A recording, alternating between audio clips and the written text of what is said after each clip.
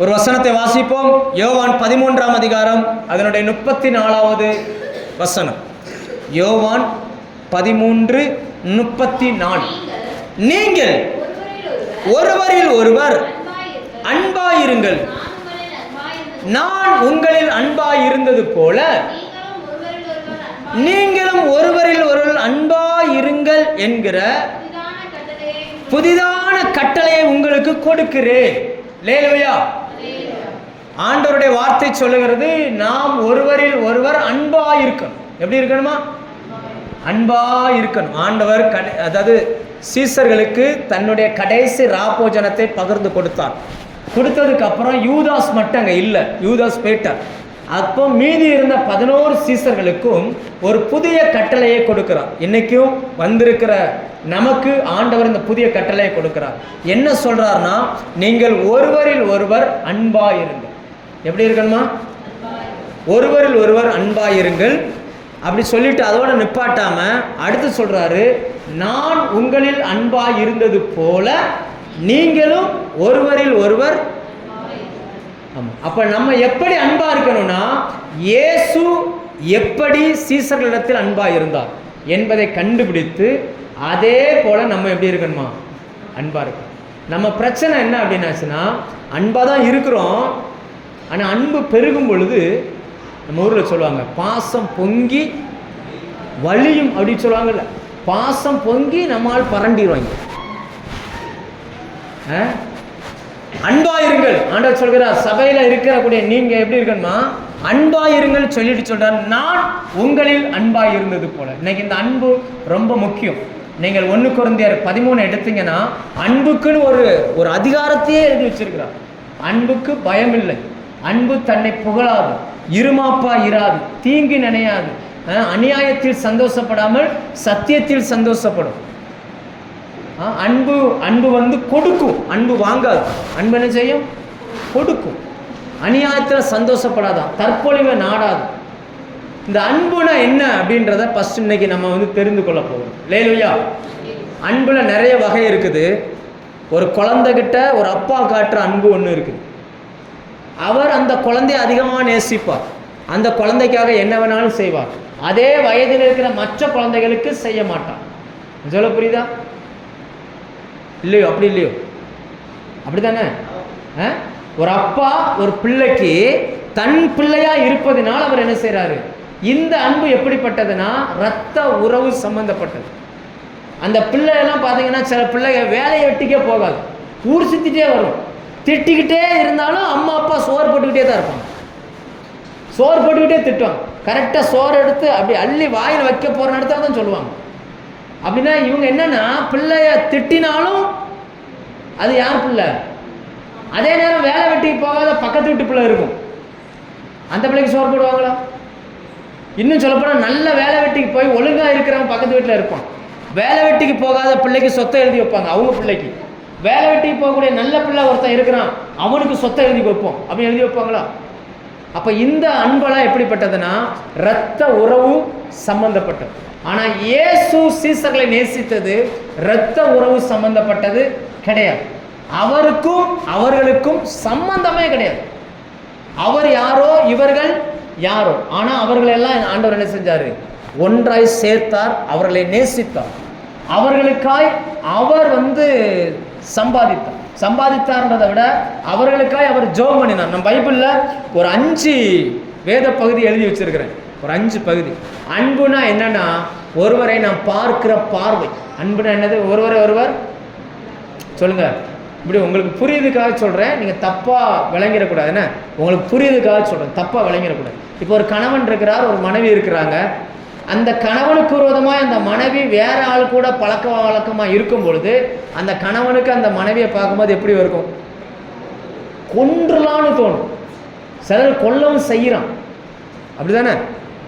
அதே நேரம் வேற ஏதோ ஒரு பொம்பளை வேற யாரு கூட பழக்கமாக இருக்கிறத இவன் பார்க்கும்போது இவன் போய் கொல்லுவானா? சொல்ல, கொல்லுவானா? கொல்ல மாட்டான். ஆனால் அதே சம்பவம் தான். ஆனால் அதை பார்க்கும்போது இவனுடைய பார்வை வேறா இருக்குது. தன் மனைவியை பார்க்கும்போது இவனுடைய பார்வை எப்படி இருக்குது? வேறா இருக்குது. இப்போ அன்புன்றது எதை பொறுத்து அப்படின்னா, நாம் பார்க்கிற பார்வையை பொறுத்து இருக்கு. அப்போ ஆண்டவர் சொல்றார், நீங்கள் ஒருவரில் ஒருவர் அன்பா இருங்க. நல்லதே பாருங்க, எப்பவுமே அந்நியமா பார்க்காதீங்க. ஏன் தன் மனைவியை பார்க்கும்போது கோவப்பட்டவன் அடுத்தவனுடைய மனைவி இப்படி செய்யறான்னு ஓடி போய் அடிக்க மாட்டான். ஏன்னா அது வேற யாரோ. அப்ப அந்த பார்வையை ஃபர்ஸ்ட் நீங்க மாத்துங்க. நீங்க யாரை நேசிக்கிறீங்களோ நேசிக்கலையோ, சபையில இருக்கிறவர்களை நீங்க நேசித்து தான் ஆகணும். லேலூயா. அதற்கு தான் ஆண்டவர் நம்மளை ஒன்னா சேர்த்தார். சினிமா தேட்டர் கிடையாது. சினிமா தேட்டர்லன்னா பக்கத்தில் உட்காந்துருப்பான் ஒருத்தன், நம்ம இங்கே உட்காந்துருப்போம். நல்ல படம் ஓடும், அவன் சிரிச்சா நம்மளும் சிரிப்போம். நம்ம அழுதா, ஆனால் தேட்டரே அழும்ல. ஒருத்தர் அழுதா என்ன செய்யும்? ஒரு சோகமானதை பார்த்தா அவனு தான் இவனும் அழுவான். அவன் சிரிச்சா இவனும் சிரிப்பான். அவன் சண்டை போட்டான்னா இவனும் என்ன செய்வான்? சண்டை போடுவான். இந்த உணர்வெல்லாம் அந்த கட்டடத்தோட சரி. கட்டடத்தை முடிச்சு கேட்டை திறந்து வெளியில போனா பக்கத்தில் இருக்கிறவன் அவன் வீட்டுக்கு போவான், இங்க இருக்கிறவன் இந்த ரெண்டு பேருக்கும் எந்த கனெக்ஷனும் என்ன செய்யாது. அப்போ இது சினிமா தேட்டர். இது பார்க்கில் அதே போல தான். பார்க்குக்கு போனீங்கன்னா பலதரப்பட்ட மக்கள் வருவாங்க, உட்காருவாங்க, பேசுவாங்க, சிரிப்பாங்க. ஆனால் ஒருவர் என்ன செய்ய மாட்டாங்க, அவ்வளோதான். அப்படி போயிட்டே இருப்பாங்க. சபை அப்படிப்பட்டது அல்ல. லேலூயா. இங்கே வருகிற ஒவ்வொருத்தரை குறித்தும் ஒவ்வொருத்தரும் தெரிந்து வைத்திருக்கணும். ஒவ்வொரு வீட்டில் எத்தனை பிள்ளைங்க இருக்கிறாங்க, அவங்க என்ன செய்கிறாங்க, என்ன படிக்கிறாங்கன்றது வரைக்கும் நம்ம என்ன செஞ்சுருக்கணும், தெரிஞ்சு வச்சுருக்கணும். தெரிஞ்சு வச்சாதான் அவங்களுக்காக நம்ம ஜெபம் பண்ண முடியும். நான் சொல்ல புரியுதா உங்களுக்கு? ஆனால் சில சபைகள் அப்படி கிடையாது. ஒருத்தர் அப்படி தான் போய் ஒரு பாஸ்டர்கிட்ட வீடு கட்டுற பாஸ்டர் நீங்கள் வாங்கன்னு கூப்பிட போயிருக்காரு. இப்போ பாஸ்டர் கேட்டிருக்காரு, யார் நீங்கள்? பாஸ்டர் 5 வாரமாக உங்கள் சர்ச்சுக்கு தான் வந்துக்கிட்டு இருக்கேன். அவர் சொல்லிருக்கா, உன்னை ஒரு நாள் பார்த்தது இல்லையாப்பா. ஏன்னா சர்ச்சில் 3000 பேர் இருக்காங்க. 3000 பேரில் இவர் எப்படி தெரியும்? நான் சொல்ல புரியுதா? பெரிய சபைகள் ஆனால் கவனிப்பு கம்மியாக தான் இருக்கும். சின்ன ஆண்டவரே எத்தனை பேர் தான் வச்சு நடத்தினார் சொல்லுங்க? இயேசு நடத்தினது மொத்தத்தில் எத்தனை பேர் தான்? 12 பேர். அதில் ஒரு ஆள் என்னவா மாறிட்டாரு சொல்லுங்க? இயேசுவை விட நல்ல பாஸ்டர் இருக்காங்களா? இயேசுவை விட நல்ல பாஸ்டர் உண்டுமா உலகத்தில்? அவரு கூட இருந்தவனுக்கு பிசாசு உள்ள புகுந்துருச்சான். பைபிள் சொல்லுது, யூதாசுக்குள் பிசாசு என்ன செஞ்சிருச்சு? உள்ள புகுந்து தேவன் வைத்திருந்த நல்ல வாழ்க்கையை அனுபவிக்க விடாம அவனை போய் தூக்குல தொங்கி சாக வச்சிருச்சு. அப்ப என்ன அர்த்தம்? பாஸ்டர் சரியில்லைன்னு அர்த்தமா? யூதாஸ் சரியில்லைன்னு அர்த்தமா? சொல்லுங்க. என்ன அர்த்தம்? எல்லாரையும் பராமரித்தது போலதான் இயேசு அவரையும் பராமரித்தார். எல்லாருக்கும் கிடைச்சது போலதான் அவருக்கும் கிடைச்சிச்சு. ஆனா என்ன பிரச்சனைனா, யூதாஸ் கடைசி வரைக்கும் இயேசுவை போதகராகவே அங்கீகரிக்கணும். அவரை பார்த்தீங்கன்னு சொன்னா வெளி ஆட்களோட தொடர்புல இருந்தார். அதனுடைய விளைவு காட்டி கொடுப்பதற்கு என்ன செஞ்சாரு? காசு வாங்கினார். நீங்கள் ஒருவரில் ஒருவர் அன்பா இருங்கள். நான் இதை வாசிக்கும் போது ஆண்டவர் எனக்கு இன்னொரு வசனத்தையும் ஞாபகப்படுத்தினார். அது என்னன்னா, ஏசாயா 62:5. அதில் ஆண்டவர் சொல்லுகிறார், வாலிபன் கன்னிகையை விவாகம் பண்ணுகிறது போல உன் மக்கள் உன்னை விவாகம் பண்ணுவார்கள். என்ன எடுக்கப்பா, நீங்க என்ன மெய்மறந்து உட்கார்ந்து இருக்கிறீங்க? வசனம் சரிதானா? வாசிங்க. வாலிபன் கன்னிகையை விவாகம் பண்ணுகிறது போல உன் மக்கள் உன்னை விவாகம் பண்ணுவார்கள். மணவாளன் மணவாட்டியின் பேரில் மகிழ்ச்சியா இருக்கிறது போல உன் தேவன் உண்மை. சபைனா எப்படி இருக்கணும்னா, ஒரு கணவன் மனைவி இருக்கக்கூடிய உறவை போன்றது சபை. டேய்யா, அந்த அன்புல இருக்க சொல்லி ஆண்டவர் சொல்லுகிறார். அன்புல 5 டைப் இருக்குது. 5 டைப் இருக்குது. அதுல இது ஒரு வகை. கணவன் மனைவி உறவு என்பது எங்கேயோ பிறக்கிறார்கள், எப்படியோ வளர்கிறார்கள், வேறு வேறு சூழ்நிலையில் வளர்க்கப்படுகிறார்கள். ஆனா கணவன் மனைவியை இணைஞ்சிட்டாங்க அப்படின்னா, அப்புறம் அந்த அம்மா அந்த பையன் அந்த ஆணை என்ன வேணாலும் சில வீட்டிலலாம் மானங்கட்ட கேள்வி கேட்பாங்க. அது அவங்க கேட்பாங்க. ஆனால் அடுத்த ஆள் அப்படி கேட்டுருச்சுன்னு வச்சுக்கோங்களேன், கேட்க விடுவாங்களா? சொல்லுங்க, கேட்க விடுவாங்களா? அதுதான் அன்பு. நம்ம என்ன வேணாலும் பேசலாம், ஆனால் அடுத்த ஆள் என்ன செய்யக்கூடாது. நான் சொல்ல வர பாயிண்ட் உங்களுக்கு புரியுதா? சபை என்பது, அதாவது சபை நடத்துகிற அந்த சபை என்பது ஆண்டவர் சொல்கிறார், ஒரு கணவன் மனைவி உறவை போன்றது சபை. 1000 பிரச்சனை நமக்குள்ள வரும், 1000 கருத்து வேறுபாடுகள் வரும். என்ன சில நேரங்களில் சண்டை வரும்போது பார்த்தீங்கன்னா, கணவன் மனைவி சில நேரத்தில் பாத்திரத்தெல்லாம் தூக்கி எறிவாங்க, சோறு பொங்க மாட்டாங்க, கோவிச்சுட்டு என்ன செய்ய மாட்டாங்க. அதே போல தான் சில பேர் கோவிச்சுட்டு சர்ச்சுக்கு வர மாட்டாங்க. கோவம் வந்துச்சுன்னா அதிகபட்சமாக எதில் காட்டுவாங்க? சொல்லுங்கப்பா. கணவன் மனைவிக்கு சண்டை வந்துன்னா அதிகபட்சமாக எதில் காட்டுவாங்க? மனைவி சோறு பொங்க மாட்டாங்க, கணவன் சோறு பொங்கி வச்சு சோறு திங்க மாட்டான். போ நீ வேண்டாம், உன் சோறு வேண்டாம் சொல்லிட்டு அடுத்த வீட்டில் போய் படுப்பானா? சொல்லுங்க, அடுத்த வீட்டில் போய் படுப்பானா? செய்ய மாட்டான். கணவன் மனைவி உறவை போன்றது சபையும் ஊழியக்காரனும் விசுவாசிக்குமான உறவை போன்றது. நல்லா புரிஞ்சுக்கோங்க, இது தேவன் இணைத்த உறவு. இதை மனுஷனை என்ன செய்யக்கூடாது, பிரிக்கக்கூடாது. கணவன் மனைவி கத்திரிக்கோள் போல எப்பவும் வெட்டிக்கிட்டே தான் இருப்பாங்க. வெட்டிக்கிட்டே இருந்தால் தான் அது நல்லா இருக்கும். இடையில போகிறவனுக்கு தான் டேஞ்சர். அந்த ரெண்டுக்கும் காயம் படவே படாது. எவ்வளவு தன்னைத்தானே காயப்படுத்தி கொண்டாலும் அது என்ன செய்யாது, காயம் படாது. இடையில யாராவது உள்ளே புகுந்துட்டாங்கன்னா அது என்ன ஆயிரும்? ஒரு அம்மா இருந்துச்சு, அந்த அம்மா பார்த்தீங்கன்னா அதிகாலை ஜெபத்துக்கு போகிறேன்னு சொல்லி 5 மணிக்கு எந்திரிச்சு என்ன செஞ்சிடும், ஜெபத்துக்கு போயிடும். அவர் கணவன் வந்து பார்த்தீங்கன்னு சொல்லியாச்சுன்னா ஆஃபீஸ் வேலைக்கு போகக்கூடியவர். அவர் எந்திரிச்சு சொல்லுவாராம், எடே உங்கள் அம்மா இருக்காளாடா, காப்பி கிடைக்குமா? அம்மா காலையில் 5 மணிக்கு வச்சு ஜெபத்துக்கு போயாச்சு. சரி நான் ஆஃபீஸ் போகணும், அதுக்குள்ளே இட்லியாவது வச்சு தருவாளா? இல்லை, ஜெபத்துக்கு முடிச்சுட்டு அப்படியே பைபிள் ஸ்டடிக்கு போயிடுவாங்களாம். போச்சு. இப்படியே இந்த அம்மா என்ன செஞ்சுட்டு இருக்கு, சர்ச்சுக்கு போக, ஜெபத்துக்கு போக, ஊழியத்துக்கு போக, அது போக இது போகன்னு போய்கிட்டு இருக்கு. ஒரு நாள் பார்த்தா இந்த ஆள் ஒரு ஆளை கூப்பிட்டு வந்துட்டார். கூப்பிட்டு வந்தா அந்த அம்மா என்ன செஞ்சிருச்சு, இந்த இவ்வளவு ஸ்டடிக்கெல்லாம் போச்சுல, அது போய் அவங்க பாஸ்டர் கூட்டிட்டு வருது. அந்த பாஸ்டர் பார்த்தீங்கன்னு சொன்னால் கொஞ்சம் ஊர் உலகங்களில் சுத்தக்கூடிய பாஸ்டர். அவர் வந்துட்டார். என்ன பிரதர் இப்படி ஒரு வேலையை செஞ்சிட்டீங்க நீங்கள்? வசனம் என்ன சொல்லுது, மனைவி இருக்கும்போது இன்னொரு பெண்ணை கல்யாணம் பண்ணக்கூடாதுலான்னு அவர் சொல்லியிருக்காரு.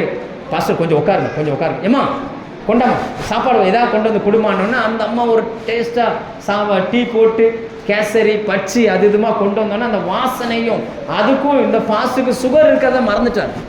வச்சு பிளாஸ்டாரு அவர் பாட்டுக்கு போயிட்டே இருக்கு. ஐயா எப்படி இருக்கு, நல்லா டேஸ்டா இருக்கு, டேஸ்டா இருக்கு, இன்னும் கொஞ்சம் கொண்டு வாங்க அப்படின்னு இருக்காரு. கொண்டு வந்தா இவர் நல்ல டேஸ்ட். அப்ப இவர் சொன்னாராம், இதுக்கு தாயா இன்னொன்னு கொண்டு வந்திருக்கிறேன். இவ 5 மணி ஆனா ஜபத்துக்கு போயிருதா, 6 மணி ஆனா பைபிள் ஸ்டடிக்கு போயிருதா, 7 மணி ஆனா உபாச கூட்டத்துக்கு போயிருதா, 8 மணி ஆனா திறப்பின் வாசலுக்கு போயிருதுன்னு போயிருதா, எனக்கு சோறு கிடைக்க மாட்டேங்கியா? இது சிபிஎம் சபையில நிஜத்துல நடந்ததுங்க, நிஜத்துல நடந்தது. இந்த மாதிரி அன்பு இங்க பொங்கிடக்கூடாது. நான் சொல்ல புரியுதா? கணவனுக்கு செய்ய வேண்டிய வேலையை ஒரு பெண் கரெக்டாக செய்கிறது போல் சபைக்கு வரணும்னா கரெக்டாக சபைக்கு வந்துடணும். சர்ச்சில் ப்ரேயர் இருக்க நேரத்தில் அந்த அம்மா காப்பி போட்டு கொடுக்காம ஜெபத்துக்கு போன மாதிரி நம்ம போய் என்ன செஞ்சிடக்கூடாது. சரி, இயேசு எப்படி அன்பாக இருந்தார் வாசிப்போம். அப்போஸ்தலர் 4ஆம் அதிகாரம் 13ஆம் வசனம் எடுத்தவங்க டக் டக் வாசிங்க, ஒரு 5 பாயிண்ட் வேகமா. அப்போஸ்தலர் 4ஆம் அதிகாரம் 13ஆம் வசனம். என்ன இயேசுன்னு அப்போஸ்தலருக்கு எப்படி போனார் பாக்கீங்களா? வாசிங்க. பேதுருவும் யோவானும் பேசுகிற தைரியத்தை பார்த்து அவர்களை கண்டவர்கள் படிப்பறியாதவர்கள் என்றும் பேதமை உள்ளவர்கள் என்றும் கண்டு ஆச்சரியப்பட்டு அவர்கள் இயேசுடனே கூட இருந்தவர்கள் என்று அறிந்து கொண்டார்கள். இயேசு எப்படி அன்பு வைத்தார் என்றால் தகுதி பார்க்காமல் அவர்கள் அழைத்தார். நம்மளாம் அன்பு வைக்கணும்னா தகுதி பார்க்கிறோம். ஆனா உங்களை என்னையும் கர்த்தர் அழைச்சிருக்கிறாரு, நம்ம தகுதியை பார்த்தா அழைச்சிருக்கிறார். சொல்லுங்க, எல்லாருமே தகுதி பார்த்தாங்க பழகுறாங்க. ஒரு வேலை செய்கிறவர், கொத்தனார் வேலை செய்கிறவர் யாரோட பழகுவார்? சொல்லுங்க, கொத்தனார் வேலை செய்கிறவர் யாரோட பழகுவார்? ஒரு கையால் இல்லைன்னா ஒரு மேஸ்திரி, இல்லை புரியுதா உங்களுக்கு? ஏன்னா அவங்க கூட அந்த 2 தொழில் தான் என்ன செய்யும், ஒத்துப்போம். டிரைவர் இன்னொரு டிரைவரோட என்ன செய்வார், பழகுவார். அப்ப தேவன் பரத்திலிருந்து வந்தவர், சகல ஞானமும் அறிவும் பெருத்தவர். அவர் இந்த பூமியில வந்து பார்க்கிறாரு, சீசர்கள்லாம் எப்படிப்பட்டவங்களாம்? படிப்பறிவு இல்லாதவர்கள், பேதைகள். படிப்பறிவு இல்லாதவர்கள் சொல்லுங்க, படிப்பறிவு இல்லாதவர்கள், பேதைகள். எந்த நேரம் என்ன செய்யணும்னு தெரியாது. அப்படிப்பட்ட ஆட்களை பார்த்து அவர்களை அழைத்தார். லேலுயா, தகுதி பார்க்காமல் உங்களை என்னையும் கர்த்தர் அழைச்சார். எத்தனை பேர் இதை ஒத்துக்கிறீங்க? ஆமா, உண்மைதான், என் தகுதி பார்க்காம தான் அவர் என்னை அழைச்சார். லேலுயா, நாம் எத்தனையோ முறை விழுந்து எந்திரிக்கக்கூடியவர்கள். இங்க ஜெபம் பண்ணிட்டு போவேன். இன்னைக்கு ஒரு பிரசங்கத்தை கேட்ட உடனே இனி அன்பா இருப்பேன் ஆண்டவரே, அன்பா இருப்பேன். வீட்டுல போய் புருஷனுக்கு சோறு வைக்கிறதுக்குள்ள உங்க அன்பு என்ன செஞ்சிடும், குப்புற விழுந்துடும். ஆனாலும் தெரிஞ்சுதான் தேவன் உங்களை என்ன செஞ்சாரு? சொல்லுங்க, ஆமாவா இல்லையா? தெரிஞ்சுதான் உங்களை அழைச்சார். தகுதி பார்க்காமல் நம்ம அழைக்கிறோம். இல்லையா? இந்த உலகத்துல எல்லாருமே தகுதி பார்த்து பழகுறாங்கங்க. சிலர்லாம் சொல்லுவாங்க, ஏய் என்கிட்ட கடன் வாங்குறதுக்கு உனக்கு என்னடா தகுதி இருக்கு அப்படிமா. கடன் வாங்குறதுக்கு என்ன தகுதி? ஒரு தகுதியும் கிடையாது. கடன் கொடுக்குறவன் பணம் வச்சிருக்கணும், வாங்குறவன் ஏழையா இருக்கணும். இந்த ரெண்டை தவிர வேற என்ன தகுதி இருக்கு சொல்லுங்க? வேற ஏதாவது தகுதி இருக்கா? ஆனால் சில சொல்லுவாங்கல்ல, என்கிட்ட கடன் வாங்குறோம், என்கிட்ட பேசுகிற அளவுக்கு உனக்கு என்ன தகுதி இருக்குது. சில வீடுகளில் பொண்ணு கேட்க போவாங்க. சில சொல்லுவாங்க, என் வீட்டுக்கு வந்து பொண்ணு கேட்குற அளவுக்கு உனக்கு என்ன தகுதி இருக்குது அப்படின்னு.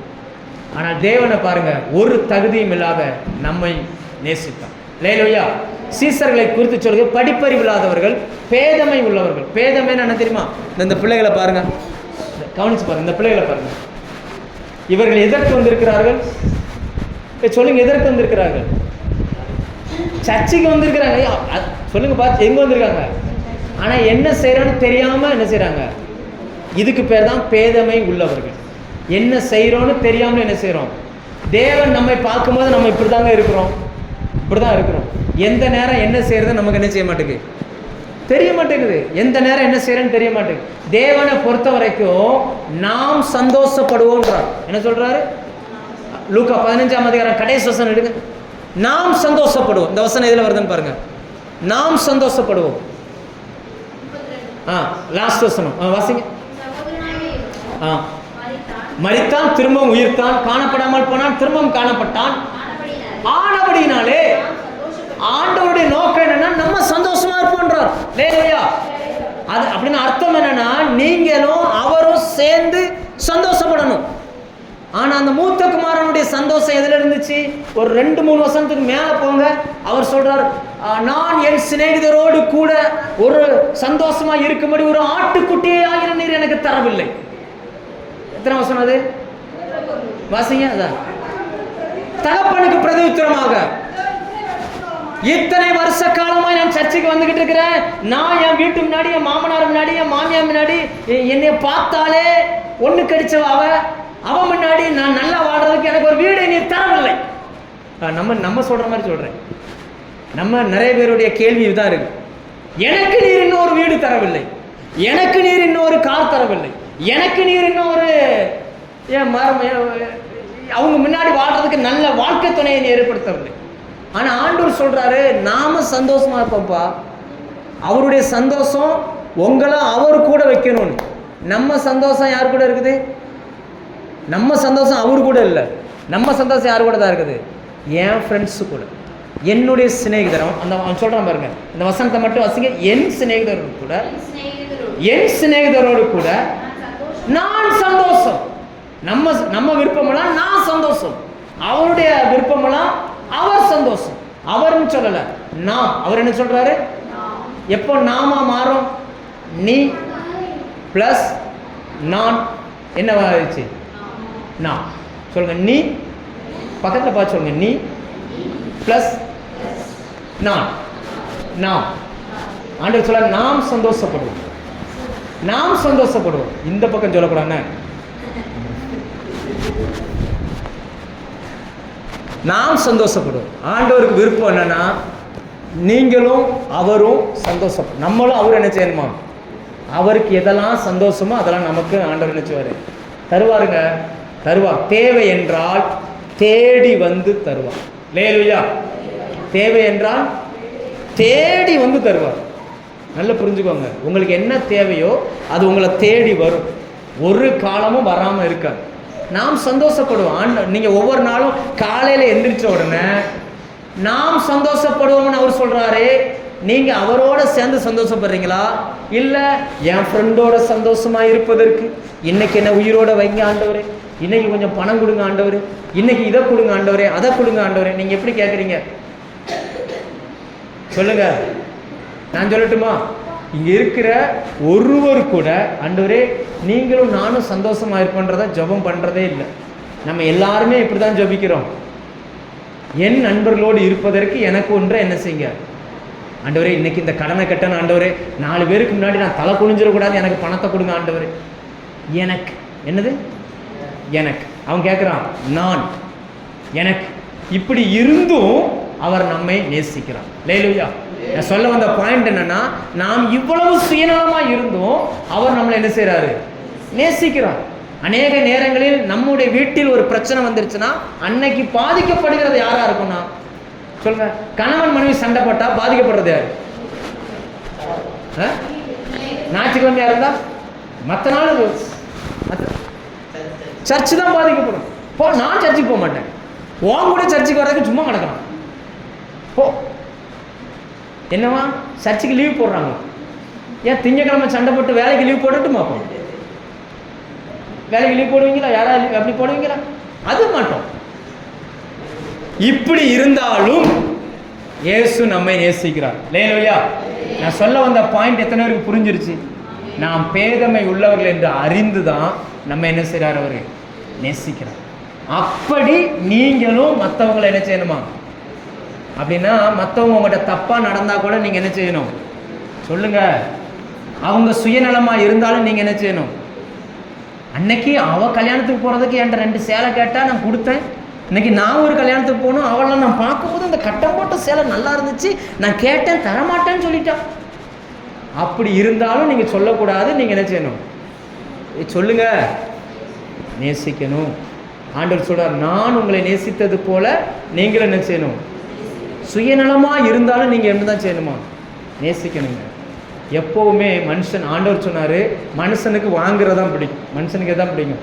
நமக்கு இப்படி தான் இருக்கும். ஆனால் இயேசு சொன்னாரு, வாங்குவதை பார்க்கிலும் கொடுப்பது பாக்கியம். உன் கை இப்படி இருக்கணும்னு. சில நேரங்களில் நாம் கொடுக்கவும் ஆரம்பிக்கிறோம். ஆனால் நம்மகிட்ட பழகிறவங்களாம் எப்படி பழகுறாங்க தெரியுமா? இவன் உங்களுக்கு கொடுக்குற பழக்கம் இருந்துச்சுன்னா உங்களை மொட்டையடிச்சிட்டு தான் அடுத்த வேலையை செய்வாங்க. தெரியுமா? காசு வேணுமா? ஜெபராஜிட்ட போங்க, அவர் காசு தந்துடுவார். ஏன்னா நம்ம ஆண்டவர்கிட்ட வந்திருக்கோம்ல, கொஞ்சம் காசு இல்லைக்கா, ஏதாவதுன்னு நமக்கு மனசு என்ன செய்ய மாட்டேங்குது? கேட்க மாட்டேங்குது. சாப்பிட வச்சிருந்த காசை கூட தூக்கி கொடுத்துருவாங்க. தெரிஞ்சுதான் நம்ம என்ன எல்லாரும் நம்மளை என்ன செய்யறாங்க? ஓகே, முதலாவது தகுதி பார்க்காமல் நம்மை அழைத்தார். 2வது வாசிங்க, மார்க் 3:14. இதையும் சேர்த்து சொல்லிட்டேன். சந்தோஷப்படுவதற்காய் நம்மை அழைக்கிறார். வாசிங்க. அப்பொழுது மார்க் 3:14, 12 பேரை தெரிந்து கொண்டார். நம்மை அழைத்தது மட்டுமல்ல, நம்மை செலக்ட் பண்ணியிருக்கிறார். முதலாவது அவரோடு கூட இருக்கும்படி. அல்லேலூயா. அவர் எப்படி அன்பு வைத்தாராம்?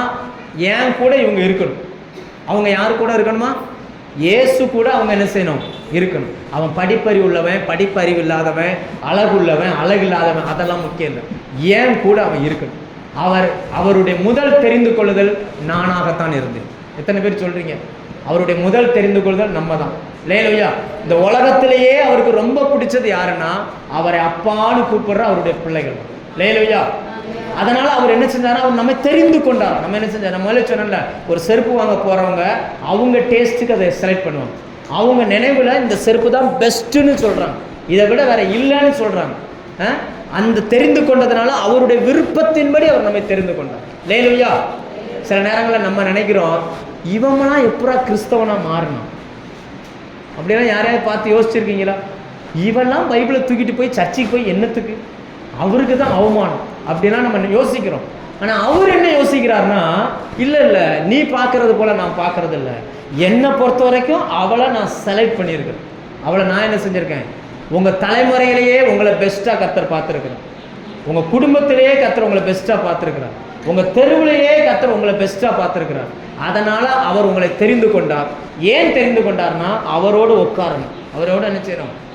அப்படி தெரிந்து கொண்டு உங்களை அன்பு கூர்ந்தார். அப்படி தெரிந்து கொண்டு என்ன செஞ்சாரு? அதே போல உங்க பக்கத்தில் இருக்கிறவங்க எவ்வளவு தகுதி குறைவாக இருந்தாலும் நீங்களும் அவங்களை என்ன செய்யணும்? தெரிந்து கொள்ளணும். நீங்க என்ன செய்யணும்? உங்க அண்ணன் வீட்டில் ஒரு ஃபங்க்ஷன், சபைக்கு வர வீட்டில் ஒரு ஃபங்க்ஷன், நீங்கள் எதை தெரிந்து கொள்வீர்கள்? சொல்லுங்க.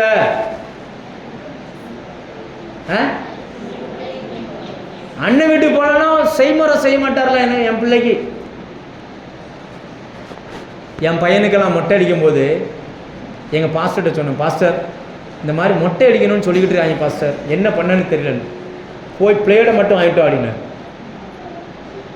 சர்ச்சு ஒரு இதே மாதிரி ஞாயிற்றுக்கிழமை சர்ச்சு முடிஞ்சு பிளேடை வாங்கி கொண்டு கொடுத்த உடனே அங்கேயே உட்காந்து அடிச்சிட்டார் மனுஷன். இவங்க கூட பிறந்தவங்களுக்கு கூட பிறந்தவங்க ஒரு ஏரியாவே இருக்குங்க. குடும்பத்தை சில சினிமாவில் ஒரு பாட்டு எழுதுனாங்க அந்த காலத்தில், நான் சினிமா பார்க்கணும். குடும்பத்தை உண்டாக்க சொன்னால் அவங்க அப்பன் கிராமத்தை உண்டாக்கி வச்சிருக்கிறாங்க. அப்படி அந்த காலத்தில் அந்த கிராமமே நமக்கு சொந்தமாக இருந்துச்சு. கடைசியில் சர்ச்சைக்கு போகும்போது இவன் முடியோடு வந்தான். சர்ச்சை முடிச்சுட்டு போகும்போது முடி என்ன இல்லை, எவ்வளவு கொந்தளிப்பு தெரியுமா? எவ்வளோ இந்த பிள்ளை அனாதையா, தாய் மாமா நான் உயிரோட இருக்கிறேன், நீ எப்படி முடி எடுத்து? முடி எடுத்தா வளர போதியா? இதுக்கு தாய் மாமா எதுக்கு தேவை? நான் சொல்ல புரியுதா? சில காரியங்களில் நீங்க விட வேண்டியதை விடணும். அப்படிதான் அவர் மேல நீங்க அன்பா இருக்கிறத காட்ட முடியும். நான் சொல்ல புரியுதா உங்களுக்கு? சில காரியங்களை விட வேண்டியதை விட்டு தான் ஆகணும்.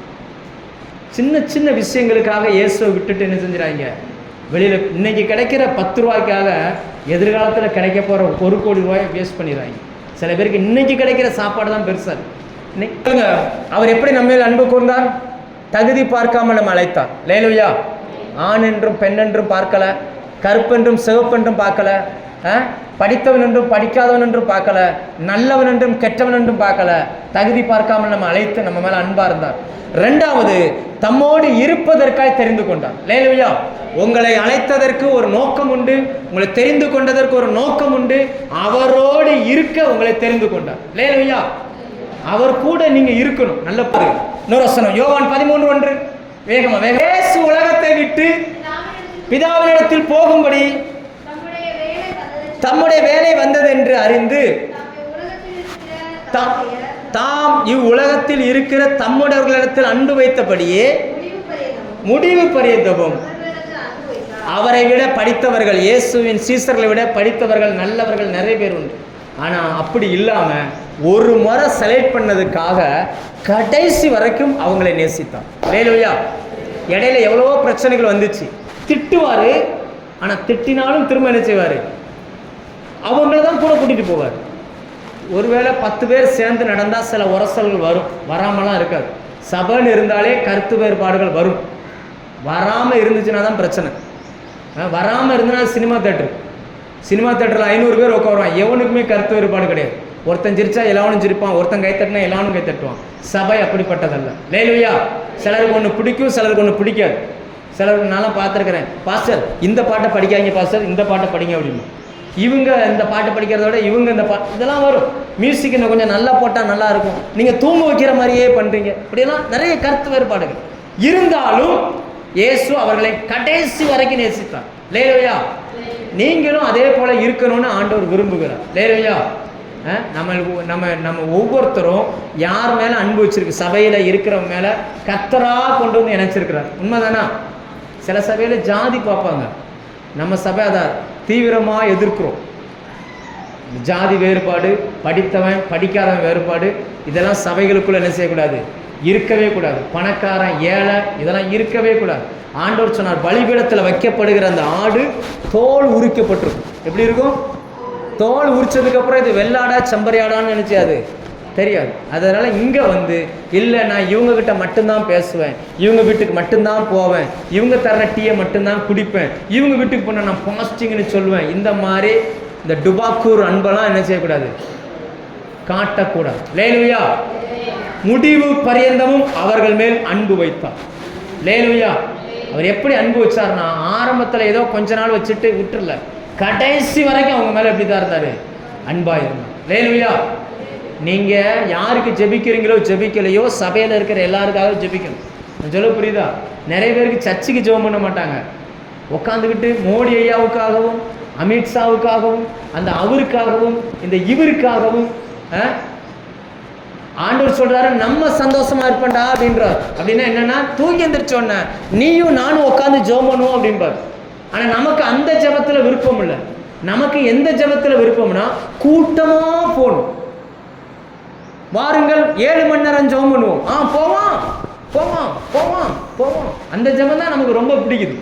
ஆண்டவர் சொல்ல, நாம் சந்தோஷமா இருப்போம், வாடா நீயும் நானும். தனி ஜெபம் இல்லைன்னா உங்க வாழ்க்கையில முதுகெலும்பு இல்லாத மனுஷனாய் நீங்கள் மாறுவீர்கள். நேற்று சொல்ல எத்தனை பேர் புரியுது? தனி ஜெபம். தூங்கி எந்திரிச்ச உடனே கர்த்தரோடு உட்காரணும்.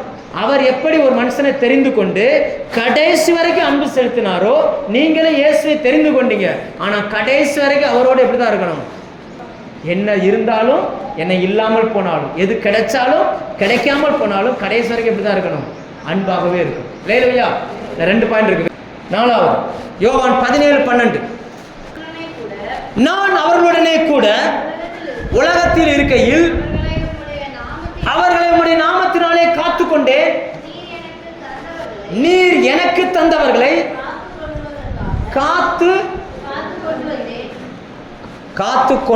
காத்துக்கொண்டு வருகிறேன், வந்தேன். இப்போ இது என்ன காலத்தில் வருது? இது நிகழ்காலம், எதிர்காலம், கடந்த காலம், எந்த காலத்தில் வருது? காத்து கொண்டேன் என்பது ஃபாஸ்ட், கொண்டு வருகிறேன், கொண்டு வந்தேன்றது கண்டினியூவாக வரும் இல்லையா? கண்டினியூஸாக வருது. இயேசு தன் சீசர்களை காத்து கொண்டார். இயேசு தன் சீசர்களை காத்து கொண்டார், தேவனுடைய நாமத்தினால் காத்து கொண்டார். அப்படித்தானே இருக்குது. நீங்களும் சபையில் இருக்கிறவர்களை இயேசுவின் நாமத்தினால் ஜெபத்தில் காத்துக்கிடணும். லேலூயா. நான் சொல்ல எத்தனை பேர் புரியுது? நான் சொல்ற பாயிண்ட் புரியுதா? இயேசு தன் சீசர்களை தேவனுடைய நாமத்தில் காத்து கொண்டார், காத்துக்கொண்டே வந்தார். ஒவ்வொரு நாளும் அவர்களுக்காக ஜெபித்தார், ஒவ்வொரு நாளும் அவருடைய நாமத்தில் பாதுகாத்து கொண்டார். நீங்களும் சபையில் இருக்கிற எல்லாருக்காகவும் இயேசுவின் நாமத்தை நீங்கள் பயன்படுத்தணும். லேலூயா. பயன்படுத்தி நீங்கள் பாதுகாத்து கொள்ளணும். ஒவ்வொருத்தருக்காக ஜெபிக்கணும். எப்படி ஜெபம் பண்ணுவீங்க? இப்போ ஸ்டெஃபிக்காக ஜெபம் பண்ணணும். எப்படி ஜெபம் பண்ணுவீங்க? முன்னாடி அவங்க தானே இருக்காங்க. எப்படி ஜெபம் பண்ணுவீங்க? இயேசுவின் நாமத்தில் அவங்க படிப்பு ஆசீர்வதிங்க, அவங்களுடைய பண தேவை சந்திக்கப்படட்டும், ஃபீஸ் கட்டக்கூடிய பணம் கிடைக்கட்டும், வாலிப வயசில் பாதுகாத்து கொள்ளுங்க. இப்படிலாம் ஜெபம் பண்ணுவோம் இல்லையா? அதே போல் படிச்சுட்டு வேலை பார்த்துக்கிட்டு இருக்கிறாங்க, அவங்களுக்கு எப்படி ஜெபம் பண்ணுவீங்க? நல்ல வேலை கிடைக்கட்டும், நல்ல வேலையில் உயர்வு கிடைக்கட்டும், நல்ல வருமானம் கிடைக்கட்டும். கல்யாணத்துக்காக வெயிட் பண்ணுறாங்க, அவங்களுக்கு எப்படி ஜெபம் பண்ணுவீங்க? நல்ல பொண்ணை நீங்கள் காட்டுங்க ஆண்டவரே, திருமணத்துக்கு அவங்கள ஆயத்தப்படுத்துங்க. நான் சொல்ல புரியுது அவங்களுக்கு? நீங்கள் அப்படி ஜெபிக்கணும். அதுதான் அவங்க மேலே வைக்கிற அன்பு. லேலூயா. நிறைய பேருடைய அன்பு வறட்சியாகவே கிடக்குது. இந்த வெயில் காலத்தில் கங்கனாங்குளம் குளம் கிடக்கும் பாருங்க. வெயில் காலத்தில் கங்கனாங்குளம் குளம் அந்த மாதிரி இருக்குது. இப்போ போய் பார்த்தா எப்படி இருக்குது? பச்சை பஸ் தண்ணியாக கிடக்குது. சில பிரசங்க கேட்கும்போது தண்ணி ஆகிருது. சில நேரங்களில் வீட்டுக்கு போனோன்னு என்ன ஆகிருது? வறண்டு போயிருக்கு. நீங்கள் ஒவ்வொரு நாளும் ஜெபிக்கணும். லேலூயா. அதுதான் அவங்க மேலே வச்சிருக்கிற அன்பு. நான் சொல்ல புரியுதா? நான் டெய்லி உங்களுக்காக ஜெபிக்கிறேன்னா நான் உங்கள் மேலே வச்ச அன்பு. நீங்கள் எனக்காக ஜெபிக்கிறீங்கன்னா நீங்கள் என் மேலே வச்ச, ஏன்னா ஆண்டவர் சொன்னார், நான் உமது நாமத்தினாலே அவர்களை காத்து கொண்டு வந்தேன் அப்படின்றார். அப்படின்னா அன்பாக இருந்தால் தான் ஒருத்தருக்காக ஒருத்தர் ஜெபிக்க முடியும். இல்லைன்னா வார்த்தை என்ன செய்யாது, வராது.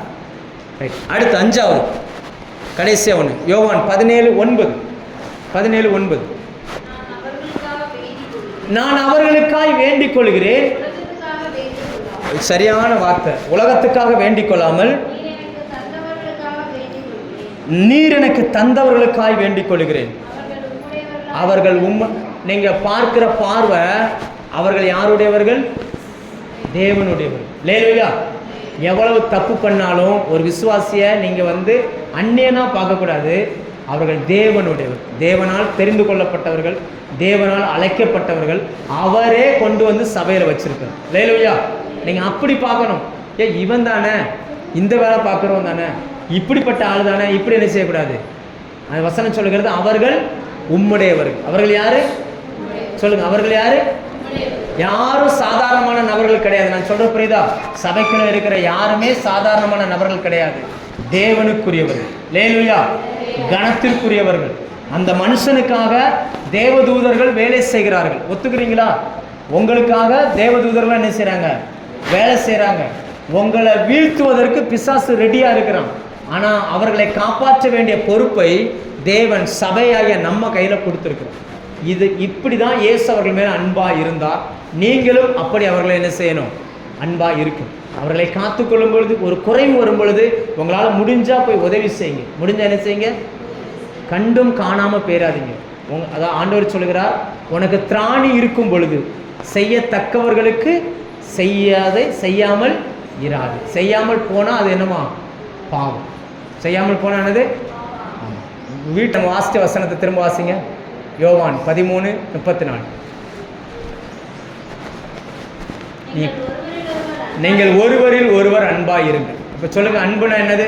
5 பாயிண்ட் சொன்ன. அன்புனா என்னது? ஃபஸ்ட்டு, இயேசு எப்படி சிசுர்கள் அன்பாக இருந்தார்? தகுதி இல்லைன்னு தெரிஞ்சும் அவர் அழைத்தார். லேலுயா, அவரோடு இருக்க அழைத்தார். மூணாவது சொல்லுங்க, மூணாவது என்ன வாசித்தோம்? கடைசி வரைக்கும் அன்பாக இருந்தார். அடுத்த 4வது, அவருடைய நாமத்தினால் காத்து கொண்டார். 5வது, அவர்கள் தேவனுடையவர்கள் என்பதை அவர் பார்த்தார். லேலுயா, நீங்களும் ஒருவரை ஒருவர் இப்படி தான் பார்க்கணும். லேலுயா, நீங்கள் ஒருத்தர் இப்படி தான் பார்க்கணும்.